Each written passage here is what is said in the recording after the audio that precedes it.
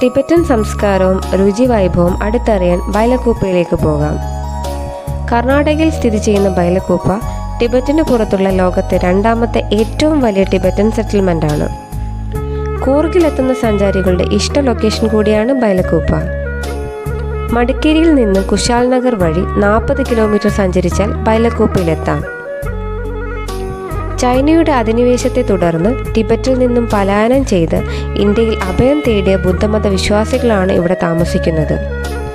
പൊലയു വംശത്തിലെ 11ാമത് കിരീടാവകാശിയായ ദ്രുവാങ് പത്മനോബു റിംപോച്ചയാണ് 1963 നംറോളിംഗ് മൊണാസ്ട്രി ഇവിടെ സ്ഥാപിച്ചത്. ബുദ്ധമതത്തിലെ തന്നെ പ്രാചീന രീതിയായ നിഗ്മ രീതിയാണ് ഇവിടെയുള്ളവർ പിന്തുടരുന്നത്. ഏകദേശം 70,000-ഓളം ബുദ്ധമത വിശ്വാസികളാണ് ഇവിടെ വസിക്കുന്നത്. ടിബറ്റൻ വാസ്തുശില്പശൈലിയിൽ പണി കഴിപ്പിച്ചിട്ടുള്ള അനേകം ക്ഷേത്രങ്ങളും വിദ്യാലയങ്ങളും ആശുപത്രികളും ഇതിനോട് അനുബന്ധമായി സ്ഥിതി ചെയ്യുന്നു. രാവിലെ 7 മണി മുതൽ വൈകുന്നേരം 6 മണി വരെയാണ് സന്ദർശന സമയം. പ്രധാന കവാടം കടന്ന് ഉള്ളിലേക്ക് ചെന്നാൽ ഗോൾഡൻ ടെമ്പിളിൻ്റെ അതിമനോഹരമായ ദൃശ്യങ്ങൾ കണ്ടു തുടങ്ങും. ഇതാണ് സാങ്റോങ് പാൽരി ടെമ്പിൾ. വിശേഷ ദിവസങ്ങളിൽ മാത്രമേ ഈ ടെമ്പിൾ തുറക്കാറുള്ളൂ. പത്മസംഭവ ബുദ്ധിസ്റ്റ് വിഹാരയാണ് ഗോൾഡൻ ടെമ്പിൾ എന്നറിയപ്പെടുന്നത്.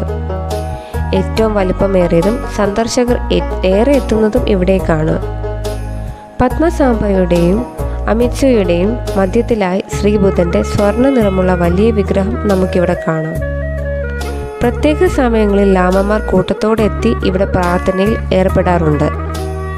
സഞ്ചാരികൾക്കും ഗോൾഡൻ ടെമ്പിളിനുള്ളിൽ പ്രാർത്ഥനാ സൗകര്യം ഒരുക്കിയിട്ടുണ്ട്. ഓരോ ടെമ്പിളിലെയും കാഴ്ചകൾ വ്യത്യസ്തമാണ്. വ്യത്യസ്തമായ സംസ്കാരവും ആചാരാനുഷ്ഠാനങ്ങളും ഇഷ്ടപ്പെടുന്ന സഞ്ചാരികൾ തീർച്ചയായും കണ്ടിരിക്കേണ്ട ഡെസ്റ്റിനേഷനാണ് ബൈലക്കൂപ്പ.